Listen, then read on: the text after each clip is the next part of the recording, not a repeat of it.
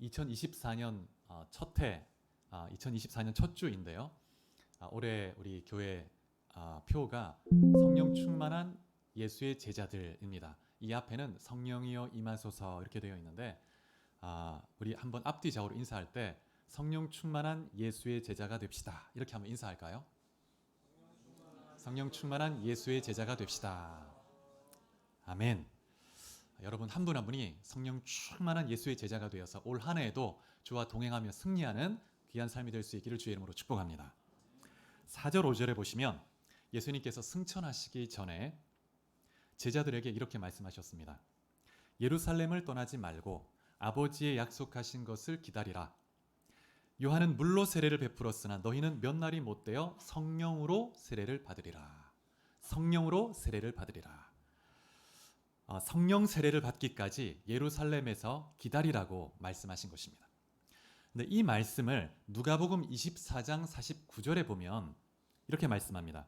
볼지어다 내가 내 아버지께서 약속하신 것을 너희에게 보내리니 너희는 위로부터 능력으로 입혀질 때까지 이 성에 머물라 하시니라. 여러분 성령 세례를 받으면 위로부터 능력을 입히게 됩니다. 그래서 성령의 능력에 사로잡혀서 주의 뜻을 행할 수 있게 되는 것이죠. 예수님이 하셨던 이 말씀, 이 명령이 오순절의 성취가 되었습니다.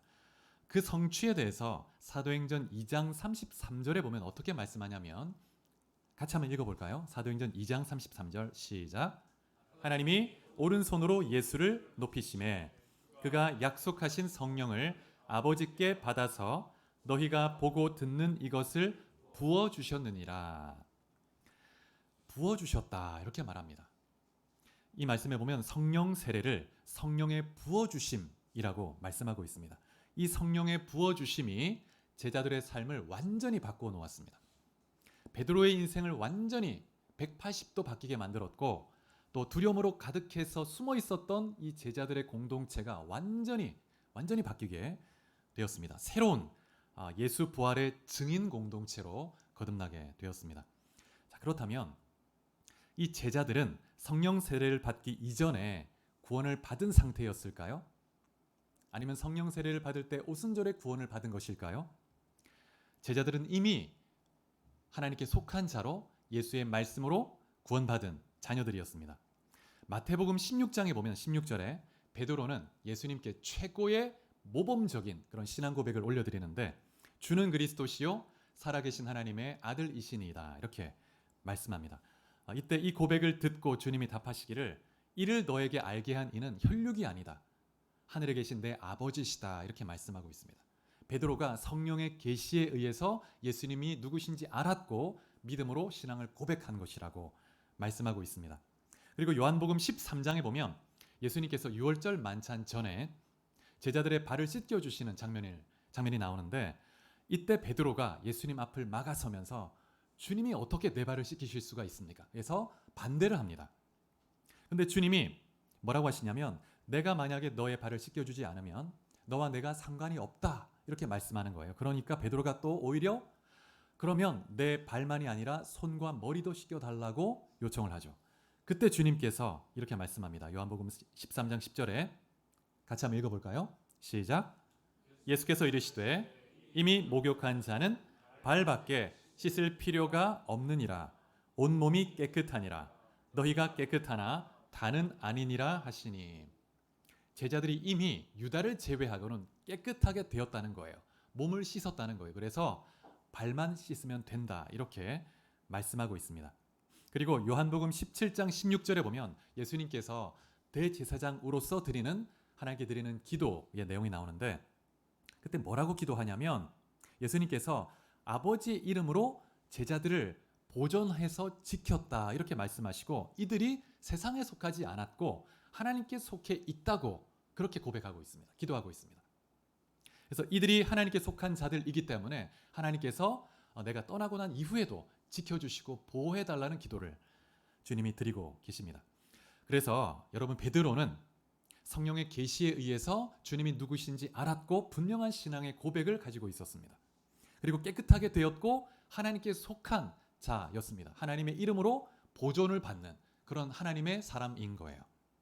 그럼에도 불구하고 베드로는 예수님의 핵심 사역인 십자가를 반대했고 무지하고 깨닫지 못하니까 반대했던 것입니다. 그리고 놀라운 신앙의 고백을 했지만 그 놀라운 고백이 비천한 한 여종 앞에서 여지없이 무너져 버렸습니다. 예수님을 부인하고 저주했습니다. 다른 제자들도 마찬가지였죠. 3년 동안이나 예수님을 따르면서 배우고 가르침을 받고 예수님이 행하신 놀라운 기적을 체험했지만 예수님이 십자가 지실 때 다 흩어져서 도망가 버렸습니다. 그리고 예수님의 그 부활 소식을 여인들을 통해서 듣고 난 이후에도 두려워서 숨어서 그걸 믿지 못하고 숨어서 벌벌 떨고 있었죠. 여러분, 제자들은 3년 동안이나 예수님께 제자 훈련을 받았습니다. 여러분, 만약에 2024년 한 해 동안 제자 훈련반을 1년 과정으로 열겠습니다. 인도자는 예수님이십니다. 여러분, 그렇다면 아마 모두 지원하시겠죠? 그럼 만약 그 반 1년 동안 제자 훈련 받으면 어떻겠습니까? 와, 예수님이 제자 훈련 인도하신다면 놀라운 역사가 나타나겠죠. 근데 제자들은 여러분 3년 동안 이 제자 훈련을 받은 거예요. 합숙하면서. 그래서 주님의 말씀을 듣고 깨닫기도 하고 또 거룩하게 되어서 하나님께 속한 자가 되었습니다. 그럼에도 불구하고 너무나 무력합니다, 제자들이. 예수님의 증인으로 살아갈 만한 힘이 없는 거예요. 그래서 주님의 가르침을 하나라도 순종할 수 있는 힘이 없습니다. 무엇이 문제였을까요? 여러분, 그 열왕기 상하서를 보면 북이스라엘과 남유다의 멸망 과정을 볼 수 있는데, 열왕기 상하서는 이스라엘이 왜 멸망했고 왜 포로로 잡혀와 있는지 그 이유를 설명해 주는 것입니다. 너희의 죄 때문이다. 그래서 회개하고 돌이킬 것을 말씀하는 책인데, 북이스라엘 같은 경우에 그 왕들의 기록을 보면 반복되는 표현이 있는데 여로보암의 죄를 떠나지 않았다는 것입니다. 여로보암의 길로 행했다는 거예요. 여로보암이 어떤 죄를 지었냐면 금송아지를 만들었죠. 베델과 단에 금송아지를 만들어 놓고 이것이 너희의 하나님이니까 여기에 와서 예배해라, 이렇게 말한 것입니다. 근데 그 왕들이 계속해서 그 죄를 떠나지 않았습니다. 그리고 남유다 같은 경우에 그 반복되는 표현이 있는데 산당을 제거하지 않았다는 것입니다. 역대하 20장 33절 한번 읽어볼까요? 역대하 20장 33절 시작. 산당만은 철거하지 아니하였으므로 백성이 여전히 마음을 정하여 그들의 조상들의 하나님께로 돌아오지 아니하였더라. 역대하 20장에 보면 유다의 왕 여호사밧에 대한 내용이 나오는데, 이 여호사밧은 하나님 앞에 신실한 왕이었습니다. 믿음의 왕이었습니다. 그런데 그 신실한 왕이었지만 산당만은 제거하지 않았다는 거예요. 그래서 백성들이 예루살렘 성전에 와서 하나님의 그 영광 앞에 예배하는 것이 아니라 산당에 가서 우상을 섬기는 그곳에 가서 하나님을 예배한답시고 예배드리고 제사드리고 한다는 거예요. 그러다 보니까 자연스럽게 우상을 섬기는 그 우상 숭배 죄에서 이렇게 완전히 단절할 수가 없었던 것입니다. 끊임없이 이 유다 백성들의 발목을 잡는 거예요. 그들의 올무가 되었던 것입니다. 이후에 히스기야 왕이 이 산당들을 제거합니다. 유다 땅의 모든 산당을 제거하죠. 그리고 또 그 이후에 요시야 왕 때, 요시야 왕은 유다에 있는 그 산당만이 아니라 북이스라엘 이미 멸망하고 없어진 그 땅에 사람을 보내서 모든 산당을 다 없애버립니다. 그렇게 하나님 앞에 결단했지만 또 요시야가 죽고 나서 또다시 백성들이 그 이후에 왕이 산당을 또 만드는 거예요. 그래서 이 산당을 만드는 것, 또 여로보암의 죄, 금송아지 만든 것, 이것이 끊임없이 이스라엘 백성, 남유다 백성들에게 올무가 돼서 계속 넘어지게 만들었던 것입니다.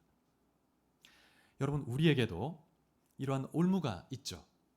우리가 예수를 믿고 의롭다함을 받았지만 여전히 우리 안에 죄가 잔재해요.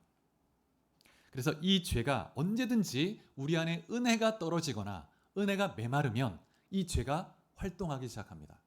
이것은 마치 여러분, 우리 몸의 면역력이 떨어지면 우리 몸 안에 이미 들어와 있는 바이러스가 이제 활개치기 시작하는, 그래서 열이 나고 몸이 아파오는, 몸에 연약한 장기가 이제 공격을 당하는 것과 같습니다. 여러분, 우리 안에 은혜가 떨어지면, 은혜가 메마르기 시작하면 여지없이 죄가 일어나서 우리를 시험하고 육체 정욕이 올라오게 하고, 그래서 넘어뜨리려고 하는 거예요. 주의 뜻을 이루지 못하게. 이것이 우리의 올무입니다. 그래서 우리가 끊임없이 하나님의 은혜를 공급받지 못하면, 은혜의 자리에 나아가고 은혜의 수단을 사용하지 않으면 우리는 죄 가운데 넘어질 수 있습니다. 너무나 연약한 그런 자들이죠.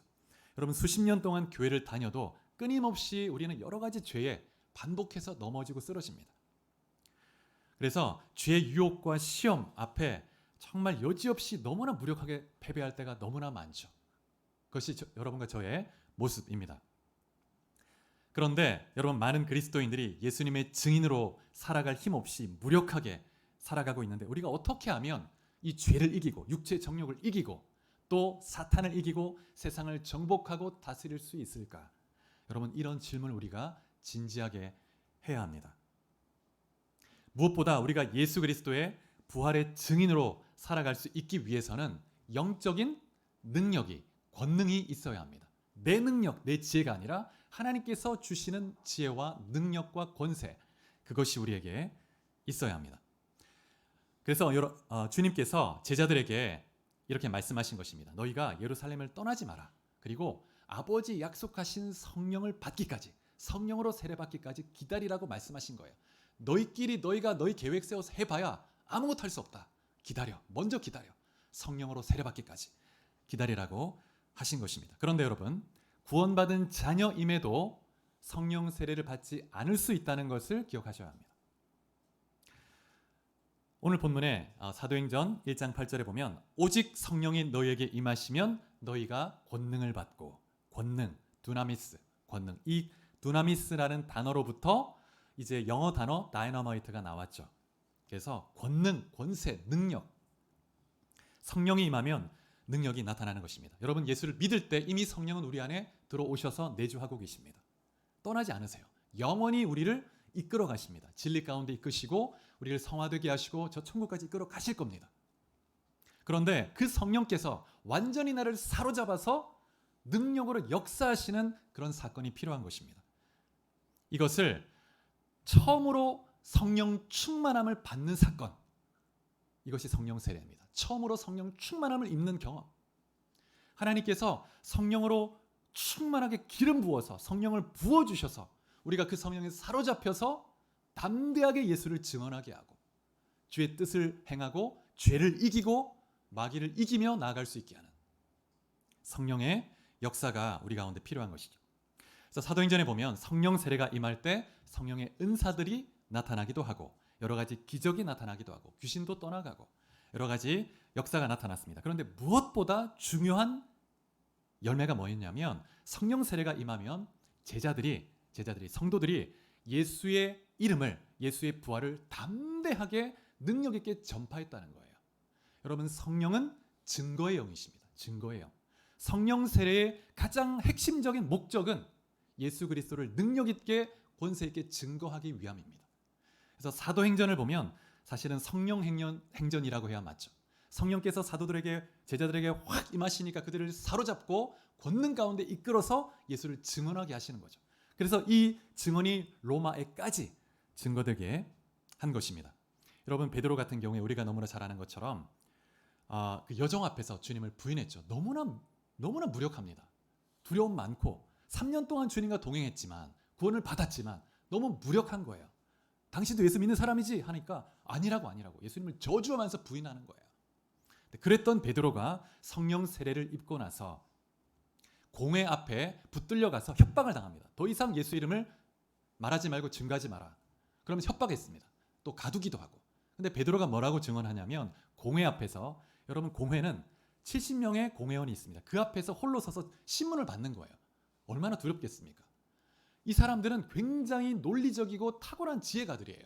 평생 성경을 연구하고 어떻게 정말 논쟁하면서 무엇이 참된 성경의 가르침인가, 의미인가를 늘 논쟁하는 탁월한 사람들입니다. 그 사람들 앞에서 협박을 당하는 거죠. 그때 베드로가 나는 내가 보고 들은 것을 말하지 아니할 수 없다라고 말하면서 담대히 외치고 그리고 계속 예수 이름을 증거하는 거예요. 여러분, 그러한 담대한 그런 권세, 믿음, 그런 영향력이 어디에서 나옵니까? 성령의 세례를 통해서, 성령의 임하심을 통해서 오는 것이죠. 개혁주의의 위대한 설교자 중에 한 분이신 마틴 로이드 존스라는 분이 계세요. 여러분 이름 들어보셨을 텐데 이분이 쓴 책 중에 성령 세례라는 책이 있습니다. 걸작 중에 걸작입니다. 여러분 기회가 되시면 한번 다 읽어보시기를 권면드립니다. 성령 세례. 이 책에 보면 이 성령 세례를 두 가지로 구분하는데 첫 번째는 성령의 기본 세례입니다. 기본 세례. 이 기본 세례는 중생 거듭남과 동일한 사건입니다. 그래서 거듭난 영혼이 예수를 주로 고백하고 주님의 몸된 교회의 한 지체로 연합되는 것. 그래서 이것을 고린도전서에서는 성도로 하여금 한 성령을 마시게 하셨다. 이것이 성령 세례입니다. 거듭나는 것이죠. 그래서 중생한 자, 거듭난 자, 예수의 이름을 믿고 구원받은 자는 모두가 성령으로 세례를 받은 사람입니다. 성령의 기본 세례. 두 번째 세례가 있는데 성령의 능력의 세례인데 성도들이 교회가 주님의 사명을 감당할 수 있게 하기 위해서 성령을 부어주시는 영적인 힘을 주시는 은사와 재능과 권위를 주셔서 주의 뜻을 감당하게 하시는 성령의 부어주심이 있다는 거예요. 그래서 오순절 마가의 다락방에 있던 제자들에게 하나님께서 성령을 부어주셔서 교회로서 예수의 증인의 삶을 살 수 있도록 역사하신 것입니다. 이 성령의 부어주심은 사도행전에 반복됩니다. 사마리아에서 에베소에서 반복이 되죠. 교회 역사 가운데 끊임없이 하나님께서 주기적으로 거의 한 100년마다 한 번씩 부어주세요. 성령을 부어주십니다. 이런 성령의 부어주심이 없이는 교회가 오늘 이 시간까지 존재하지 못했을 거예요. 이 세속의 죄의 권세, 마귀의 권세, 이 모든 이 세속의 압박 속에서 골리앗처럼 이 세상 곳곳에 서 있는 그 골리앗의 협박 속에서 교회가 서지 못했을 겁니다. 그런데 시대마다 하나님이 성령을 부어주시는 거예요. 오순절 마가의 다락방에서처럼. 그래서 교회가 폭발적인 능력으로 그리스도를 증거하고 부흥하고 확장되고 또 시간이 지나면 인간이 죄인이기 때문에 또 이 죄의 이 속성이 올라오고 죄가 또 창궐해서 또 교회가 시들시들해집니다. 그럼 다시 한번 하나님이 또 성령을 부어주세요. 그래서 교회가 오늘 이 시대까지 오게 된 거예요. 그래서 교회 역사, 성경의 역사, 교회 역사는 부흥의 역사입니다. 하나님의 성령의 부어주심의 역사라고 해도 과언이 아닐 것입니다.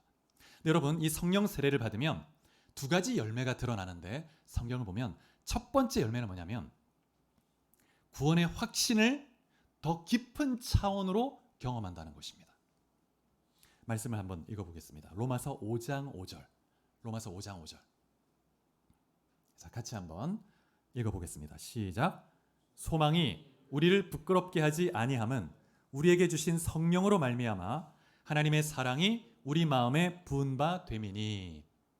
이 말씀에 보면 우리에게 주신 성령으로 말미암아 하나님의 사랑이 부어졌다고 말합니다. 여러분, 성령의 부어주심은 하나님의 사랑을 부어주시는 것과 같습니다.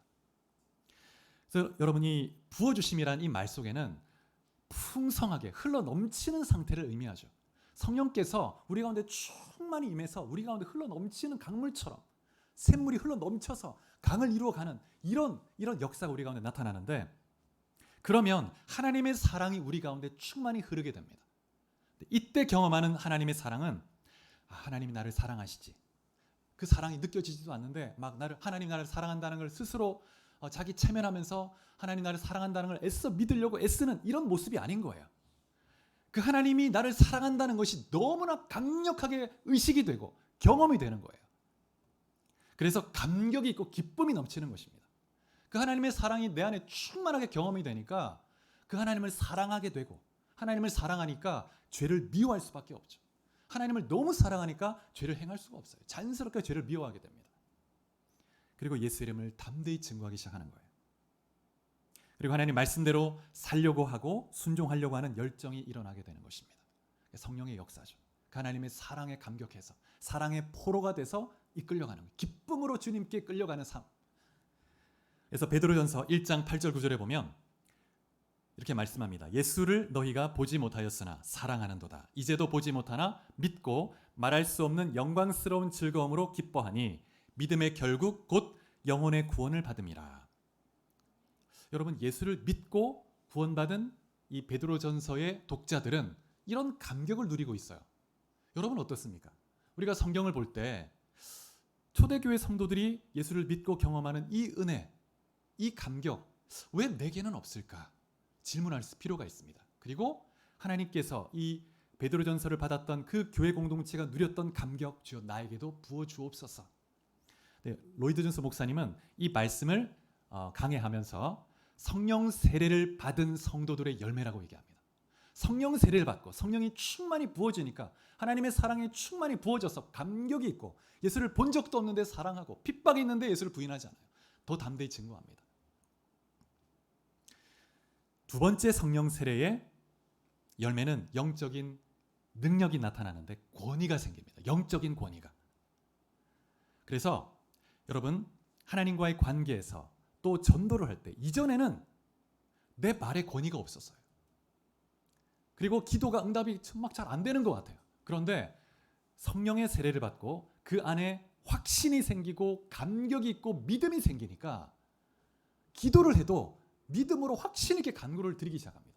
그러니까 기도의 응답이 더 즉각적으로 더 많이 응답되는 열매가 있는 거예요.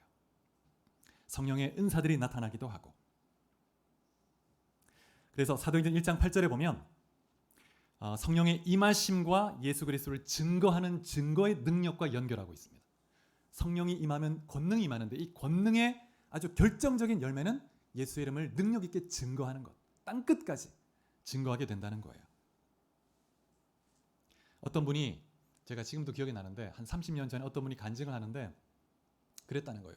예수를 믿고 나서 성령을 체험하고 나서 성령의 세례를 받고 나서 감격이 더 기뻐서 예수를 증거하지 않을 수 없어가지고 서울역으로 나갔다는 거예요. 그냥 나가가지고 그때 전도지도 변변치 않고 그래서 그냥 말로 하는데 그냥 너무 감격이 되니까 지금 그러면 미쳤다고 하겠지만 지나가는 사람을 보고 아저씨도 믿으세요 믿으세요 아가씨도 이렇게 막 뛰면서 막 했다는 거예요.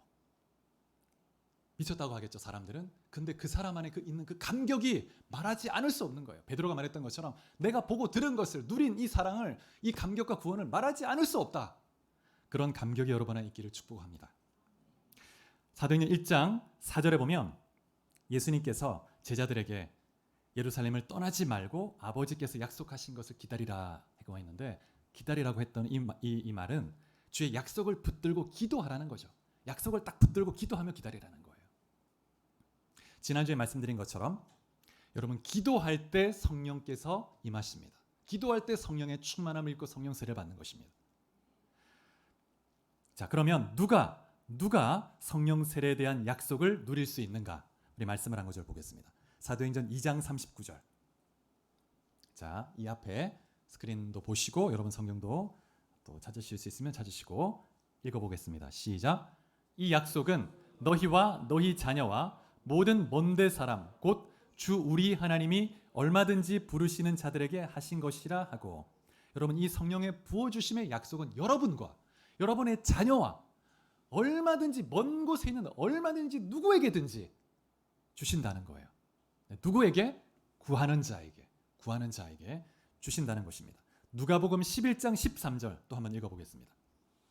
자, 시작. 너희가 악할지라도 좋은 것을 자식에게 줄 알거든 하물며 너희 하늘 아버지께서 구하는 자에게 성령을 주시지 않겠느냐 하시니라. 구하는 자에게 성령을 주시지 않겠느냐. 구하는 자에게. 여러분 구하는 자에게 성령을 주시는 거예요. 고린도전서 15장에 보면 여러분 예수님의 부활을 목격했던 목격자의 숫자가 나옵니다. 동시에 500명이 예수님의 부활을 목격했습니다. 주님이 죽으시고 나서 부활한 것을 목격한 사람이 동시에 500명. 제자들 다 합치면 한 514명 정도가 딱 나열이 돼 있어요. 그런데 그 500여 명 중에서 한 4분의 1 정도 되는 120여 명만 그 약속을 붙들고 마가의 다락방에 모여서 오로지 기도에 힘쓰며 기다린 거예요. 이 120명에게 성령의 세례가 임한 것입니다. 그래서 여러분 약속을 붙들고 기도하고 찾고 구하는 자에게 성령이 임하는 거예요. 자, 그러면 우리가 어떻게 기도해야 하는가? 오늘 본문 1장 14절 한 번 더 자, 읽어보겠습니다. 시작. 여자들과 예수의 어머니 마리아와 예수의 아우들과 더불어 마음을 같이하여 오로지 기도에 힘쓰더라. 마음을 같이하여 오로지 기도에 힘쓰더라. 예수님이 승천하시고 나서 오순절까지 10일입니다. 10일 정도가 되는데 이 10일 동안 함께 모여서 기도했는데 종교개혁자 칼빈은 이 구절을 보면서 기도의 본질적인 요소 두 가지를 강조했는데, 첫 번째는 마음을 같이 해서 함께 기도하는 교회의 기도의 능력. 여러분, 하나님은 무엇보다 믿음의 기도를 들으십니다. 믿음의 기도. 마태복음 21장에 보면 22절에 너희가 기도할 때에 무엇이든지 믿고 구하는 것은 다 받으리라. 믿고 구하는 것은 다 받을 겁니다. 하나님이 우리에게 지금 현재 오히려 받으면 해가 될 것 빼고는 다 주신다고 말씀하시는, 믿고 구하면. 그리고 여러분, 하나님은 진실한 기도를 들으세요. 시편 145편 18절에 보면 여호와께서는 자기에게 간구하는 모든 자, 곧 진실하게 간구하는 모든 자에게 가까이 하신다. 하나님은 우리가 하나님께 기도하면 들으세요. 들어주십니다. 그런데 특별히 진실이 간구하는 자, 그 마음의 깊은 곳의 소원, 그 마음의 깊은 곳의 그 상함과 아픔과 그 마음을 그대로 토하면서 하나님 앞에 어떤 불평이나 원망, 불신이 아니라 하나님만이 나를 고치시다는 것을 알기 때문에 그 하나님 앞에 그 마음의 진실함으로 토하며 그 마음을 치며 회개하며 부르짖으며 매달리면서 간구하는 그 진실함의 기도, 하나님이 들으신다는 거예요. 그래서 그런 한 사람 한 사람의 기도도 들으시는데, 그런 믿음의 사람들이 함께 모여서 함께 집중해서 같이 기도할 때 놀라운 역사가 있습니다. 저는 이런 기도를 돋보기 기도라는 말을 생각해서, 돋보기 기도, 이 태양빛을 쫙 한데 모아서 초점을 쫙 맞추면 그 종이가 불에 확 타버리잖아요. 그런 것처럼 우리 성도가 함께 한 마음이 돼서 진실한 마음으로 믿음을 가지고 약속을 딱 붙들고 한 기도의 제목에 집중해서 기도하기 시작하면 폭발적인 역사가 나타나는 것이죠. 그래서 10일 동안 이 제자들의 공동체가 함께 모여서 집중해서 약속의 말씀 붙들고 기도한 거예요. 그러니까 돋보기처럼 불이 확 타오른 거죠. 여러분, 한 마음 한 뜻이 되어 집중으로 기도할 때 성령이 임할 수 있습니다. 여러분, 우리 올 한 해 표처럼 성령이 임하소서, 성령 충만한 예수의 제자들이 되게 하소서, 이런 마음을 가지고 우리가 특별히 1월 한 달 더 많이 기도하면 좋겠습니다. 올 한 해 계속 기도해야 되지만 1월 한 달 더 열심히 성령으로 충만하게 하옵소서, 성령 세례를 주옵소서, 성령이여 임하소서. 예배당에 올 때마다 여러분 이 앞을 딱 보시고 성령이 임하소서, 주여 성령이여 임하여 주옵소서 기도하시면 좋을 것 같아요. 그리고 힘쓴다는 이 단어, 오로지 기도에 힘썼다 했는데, 이 단어는 꾸준히 지속적으로 충성스럽게 고집스럽게 집착하면서 하는 기도, 이런 기도를 의미합니다. 그래서 포기하지 않고 집착하면서 끈질기게 딱 이 약속 붙들고 응답해 주실 때까지. 비유를 하자면 이 마음이 어떤 마음이냐면, 어떤 한 가정이 있는데 이 가정에 어떤 살인마가 총을 들고 이 가정의 밤에 침투해 들어왔습니다. 근데 인기척에 이 가정에 살던 남편과 아내, 아이가 잠을 깼어요. 그래가지고 이제 딱 거실로 갔는데 이 살인마가 총을 들고 있는데 마주쳤습니다. 이때 아버지가 아내와 아이를 뒤로 탁 이렇게 숨기고 강도를 보다가 적절한 기회에 손을 팔로 빡 친 거예요. 그러니까 총이 탁 떨어져서 한쪽 구석에 떨어졌습니다. 자, 이 상황입니다. 여러분 어떻게 해야 되겠습니까? 어떻게 해야 되죠? 이때 빨리 몸을 던져가지고 총을 잡아야 되잖아요. 강도가 먼저 잡으면 우리가 다 죽는 거고, 내가 먼저 잡아야 사는 거예요. 몸을 던져가지고 빨리 살기 위해서 잡아야 되는 거죠. 이런 마음으로 기도해야 합니다. 내가 이거 놓치면 나는 죽는다. 내 가정, 내 자녀 죽는다. 교회 살아날 수 없다. 이런 필사적인 마음으로 성령의 세례를 구하는 거죠. 성령이 없이는 나는 그냥 이렇게 그럭저럭 그냥 교회나 왔다 갔다 하다가 그냥 살다가 죽는 거예요. 초대교회 성도들에게 하나님이 부어주셨던 이 성령의 은혜와 하나님의 그 무한한 구원의 은혜와 사랑과 이 비밀들을 경험하지 못하고,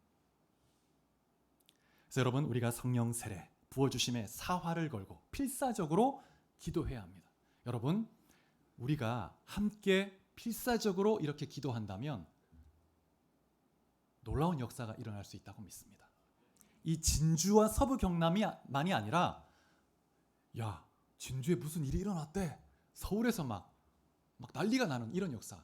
그래서 이 불이 전국과 그 다음에 저 북한과 열방으로 흘러가는 역사가 있게 될 줄 믿습니다. 여러분 하나님을 제한하지 마시기 바랍니다. 제한하지 않고 하나님이 하시고자 한다면 모든 것을 할 수 있다. 그런데 하나님의 성령을 부어주심으로 우리를 딱 사로잡고 그렇게 하나님이 쓰시는 것입니다. 자, 그러면 우리가 아무리 기도해도 성령 세례를 받지 못한다면 그 원인이 어디에 있을지 한 가지 더 생각해 볼 필요가 있는데, 우리 내면에 완고한 옛자가 너무나 완고하게 자리 잡고 있다면 하나님은 먼저 그 완고한 견고한 진을 파기 원하십니다. 우리 내면의 옛자가 철저하게 파쇄될 때 성령께서 폭발적으로 나타나는데, 자, 우리 말씀을 한번 보겠습니다. 시편 78편 15절 16절 15절 16절 시작. 광야에서 반석을 쪼개시고 매우 깊은 곳에서 나오는 물처럼 흡족하게 마시게 하셨으며 또 바위에서 시내를 내사 물이 강같이 흐르게 하셨으나, 이 말씀에 보면 하나님께서 광야에서 이스라엘 백성을 물을 먹이시는데 반석을 쳐서 쪼개십니다. 모세오경은 그렇게 안 나와요. 근데 시편에서 그렇게 설명해 주고 있습니다. 반석을 치자 반석이 쪼개져서 그 가운데서 물이 솟아나왔습니다.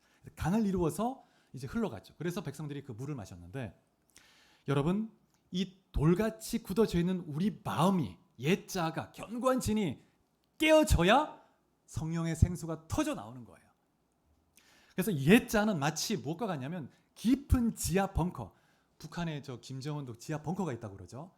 이렇게 위협이 있으면 그 지하 벙커가 숨으면 이렇게 미사일 때려도, 핵무기를 때려도 안전하다고 하더라고요.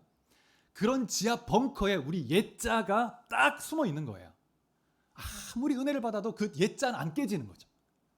그 옛자를 덮고 있는 지하 벙커를 빡 깨버려야, 그래야 성령이 터져 나오면서 우리 자신의 그 옛자가 이 속박이 빡 파해지면서 은혜가 흘러 넘치기 시작합니다. 성령이 역사하기 시작하는 것입니다. 그래서 여러분, 하나님 앞에 기도할 때마다 성령께서 깨닫게 하시는 그 깊은 죄에 대해서 철저하게 회개하면서, 토하면서 우리 육체와 함께 정과 욕심을 십자가에 못 박고 하나님 앞에 나아갈 때 성령의 세례를 하나님이 약속하신 것이기 때문에 반드시 주실 줄 믿으시기 바랍니다. 그렇게 우리가 함께 기도할 때 주님의 놀라운 은혜와 역사가 있을 줄 믿습니다. 여러분 잘 아시는 것처럼 1903년 원산 부흥운동 아시죠?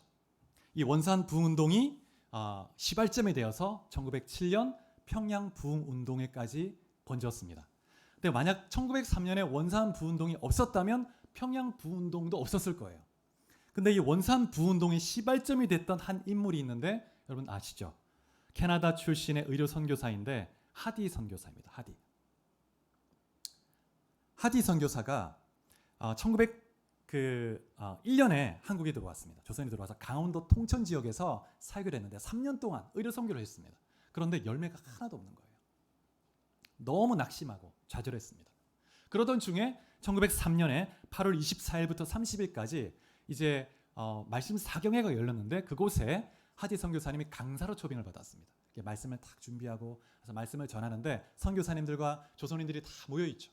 성도들이 말씀을 전하는데 하나님께서 이 하디 선교사님 마음속에 깊이 죄를 깨닫게 하신 거예요. 그 마음에 그 견고한 진을, 그 옛자를 막 하나님이 건디시는 거죠. 그러면서 회개하기 시작했습니다. 공개적으로.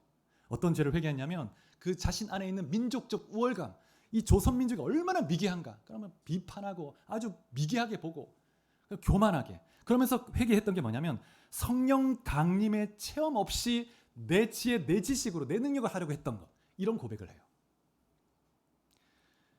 그래서 하디 선교사가 이 말씀 사경회를 계기로 완전히 변화되고 하디 선교사가 가는 곳마다 회개 역사가 나타나요. 회개 역사가. 성령이 강력하게 임하고. 이런 역사를 시발점으로 해서 우리나라 전국에 이 성령의 불이 퍼져갔고 평양에도 그 유명한 평양 부운동이 일어나게 된 것이죠. 여러분, 한 사람이 변하면, 한 사람이 성령 세례를 받으면 역사가 나타납니다. 역사가. 가정만이 아니고 교회 역사가 나타나는 거예요. 한 교회가 이렇게 변화되기 시작하면 그 지역과 땅과 민족, 열방에까지 영향을 미칠 수 있습니다. 그래서 여러분, 우리가 기도해야 될 것이 있다면 필사적으로 성령을 부어주옵소서, 성령의 세례를 내려주옵소서. 그래서 여러분, 여기에 사활을 걸 때 우리에게 소망이 있습니다. 그래서 여러분 한 분 한 분이 성령의 충만함을 입고 성령의 권능으로 무장하여서 올 한 해 예수의 제자로 승리하는 여러분 한 분 한 분 될 수 있기를 주의 이름으로 축복합니다. 같이 한번 기도하시겠습니다.